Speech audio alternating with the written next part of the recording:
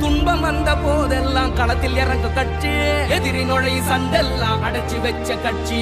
திராவிட முன்னேற்ற கழகம் அது எல்லாருக்கும் ஒன்னான குடும்பம். திராவிட முன்னேற்ற கழகம் அது வந்தாலே துன்பங்கள் விலகும். எந்த சாவார்ந்தாலும் எங்களை ஆள முடியாது. இது தமிழ்நாடு.